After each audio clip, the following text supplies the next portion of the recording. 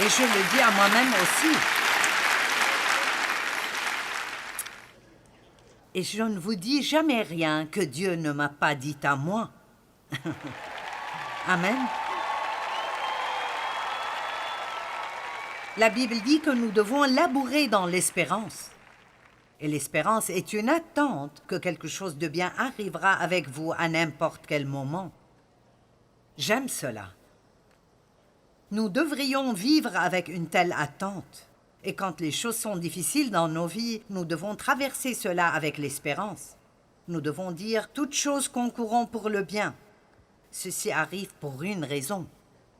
Je ne sens peut-être pas que j'en ai besoin, mais Dieu fera marcher cela pour mon bien. Ceci m'aidera à grandir et à maturer. C'est de l'expérience que je pourrai utiliser plus tard dans la vie. Amen. Il n'y a rien de meilleur que l'expérience. Vous savez, vous croyez ce que je dis parce que vous savez que j'ai traversé les choses dont je vous parle maintenant. Je n'ai pas juste acheté un livre de sermons et je n'invente pas ces messages. J'ai vécu ces choses. Et quand je vous dis que Dieu fera que toute chose concourt pour votre bien si vous lui faites confiance, je sais par expérience que Dieu fera que toute chose concourt pour votre bien. Quand je vous dis que si vous n'abandonnez pas et vous ne laissez pas tomber, le temps de la récolte arrivera, je peux vous promettre que votre temps de récolte arrivera. Vous pouvez labourer dans l'espérance. 1 Corinthiens 9, 10. Oui, c'est à cause de nous qu'il a été écrit que celui qui laboure doit labourer avec espérance, et celui qui foule le grain, fouler avec l'espérance d'y avoir part. J'aime ça. Quand la terre en friche est en train d'être labourée, ce n'est pas très amusant. C'est difficile. Apprendre comment obéir à Dieu est difficile, mais quand vous apprenez comment promptement et rapidement obéir à Dieu, la vie devient belle. Belle. La réponse à tout problème est de découvrir ce que Dieu dit et de le faire. Osée 10, 12. Semez selon la justice, moissonnez selon la miséricorde, défrichez-vous un champ nouveau, il est temps de chercher l'Éternel, jusqu'à ce qu'il vienne et répande pour vous la justice. Ça veut dire, préparez-vous pour des bénédictions. Peut-être que maintenant, votre terre en friche et que vous êtes en colère contre quelqu'un et vous ne laisserez pas tomber. Combien de personnes ici aujourd'hui ont besoin de pardonner à quelqu'un?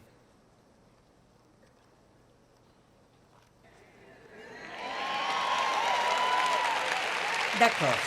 Laissez-moi vous dire quelque chose. Le plus grand problème que nous avons en tant que croyants est le manque de pardon, de rester offensé, d'être en colère contre les gens. Je veux dire, c'est le problème numéro 1 dans l'Église. Si nous apprenions tous comment pardonner rapidement comme Christ nous pardonne, allez.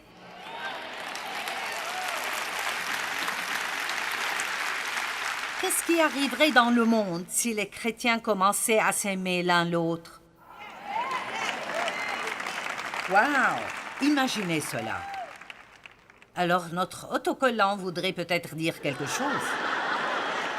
Mais tant que tout ce que nous avons est des choses qui pendent de partout, qui disent « je suis chrétien », tout ce que nous faisons est nous faire regarder. Donc, si vous mettez un autocollant sur votre voiture, respectez la vitesse limite et n'insultez pas les gens.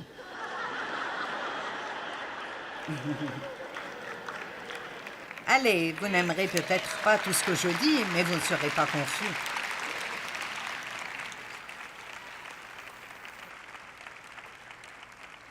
Allez, c'est le moment de pardonner. Il est temps de lâcher prise. Il est temps de dépasser et de continuer votre vie. Eh bien, tu ne sais pas ce qu'ils m'ont fait. Non, je ne sais pas ce qu'ils vous ont fait, mais je sais ce qu'on m'a fait. Et je sais ce qu'on a fait à beaucoup d'autres personnes. Et je sais ce que nous avons fait à Jésus.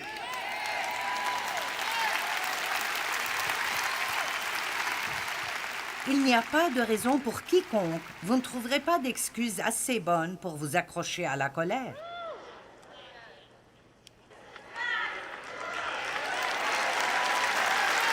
Allez, vous ne pouvez pas trouver d'excuses. Tu ne sais juste pas. Mais vous voyez, ce qui vous est arrivé est important. Mais écoutez bien, quand vous pardonnez, vous ne faites pas une faveur à votre ennemi, vous vous aidez vous-même. Oui, j'ai écrit un livre sur le pardon et je l'ai appelé « Faites-vous une faveur et pardonnez ». Nous nous aidons nous-mêmes quand nous obéissons à Dieu. Tout ce que Dieu nous dit de faire, vous dites « Mais je ne peux pas dépasser ça. » D'accord, peut-être que vous ne pouvez pas dépasser vos émotions, mais je vous dirai ce qui arrivera si vous commencez à prier pour les personnes contre qui vous êtes en colère et voyez combien vous pouvez les haïr. Allez, commencez à prier pour eux tous les jours. Priez pour qu'ils soient bénis. Priez pour que Dieu les bénisse. Et s'il y a quelque chose dont ils ont besoin et vous pouvez remplir ce besoin, allez remplir ce besoin. Même si votre chair trouve cela dégueulasse, allez et faites-le. Parce que c'est comme ça que vous brisez la puissance de Satan dans vos vies quand vous commencez à agir comme Jésus. Amen. Si vous êtes le pasteur d'une église locale et quelqu'un que vous avez fait grandir dans le Seigneur, prend la moitié de votre congrégation et fait une église au coin de la rue, achetez-lui un système de ce nom. Allez, l'amour ne périra jamais. La haine, le ressentiment, l'amertume périront toujours, mais l'amour ne périra jamais. Dieu nous a donné une arme comme aucune autre, et c'est l'arme de l'amour. Et non seulement cela, c'est vraiment amusant. C'est amusant de rendre le diable furieux et de le faire vous regarder aimer quelqu'un qui vous a maltraité. Houhou!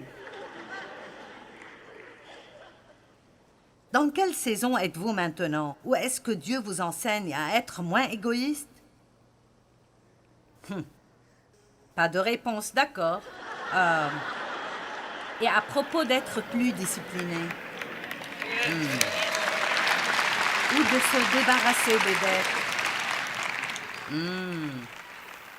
Vous devez arrêter de sortir votre carte partout où vous allez. C'est si amusant de dire « mettez-le sur mon compte ». Mais la facture vient. Amen. Est-ce que Dieu vous dit que c'est le moment de vous occuper de votre santé et de prendre soin de vous-même? Peut-être que Dieu vous dit d'arrêter de manger des saletés tout le temps. Ne combattez pas les saisons de votre vie et rappelez-vous ceci. Ne pensez pas pouvoir toujours faire ce que vous avez toujours fait, parce que les choses devront changer. Et quand elles changent, ne résistez pas. Ça vous rend juste misérable si vous résistez.